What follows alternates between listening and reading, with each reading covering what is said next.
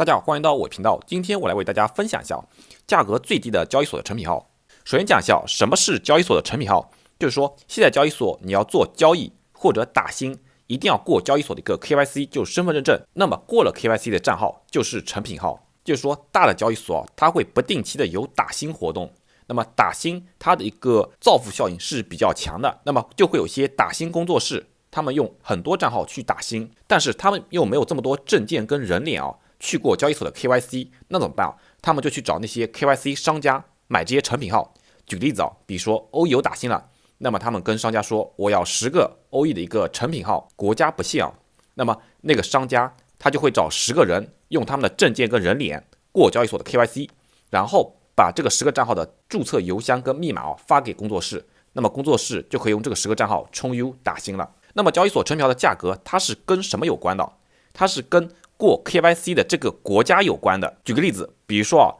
就是经济欠发达地方的黑人过 KYC， 那是很便宜的。那有时候交易所打新，他说亚洲只有日本或韩国才能参加，那么买那个国家的一个 KYC 价格，因为当地经济水平还比较发达嘛，收入还比较可观嘛，那价格就是会稍微贵一点，可能要100-200 U 一个了。那比如说交易所这次打新只有北欧或西欧这种发达国家才能参加了，那这个价格就是会非常贵，可能300 U、500 U 都打不住了。那么我今天为大家分享的就是最主流的一个成品号，也是价格最低的成品号，它就是用那种非洲，就是黑人或者东南亚那种人口大国，比如说孟加拉国之类的，他们的一个人脸加证件过 KYC， 价格一般是10 U 左右。他们当地一个特点一个就是当地的收入低，物价也比较低的，然后人口基数很大，人口又是比较密集的，然后当地人就是学历也不高嘛，然后也比较懒散的嘛。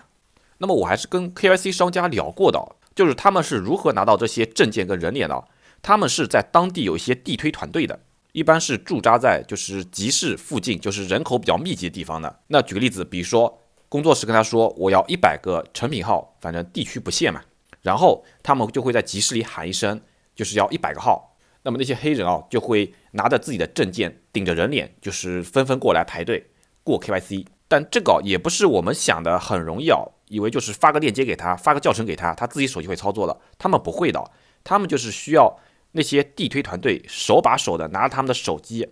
帮他们扫证件、扫人脸，然后过 KYC 这样子的。就当地人他的学习能力不高，然后动手能力也不是很强，尤其是黑人他们就是平时打零工，或者是就家门口晒晒太阳，他们也把这种过 KYC 当成自己一个收入嘛。那么你说他们卖出个人的一些身份信息，关于个人隐私方面因为他们一穷二白也无所谓个人隐私这一类了。那么这批号的一个优点一个就是可以大批量起号，而且起号比较快的，你就跟商家说我要100个号、200个号，因为当地人口多嘛，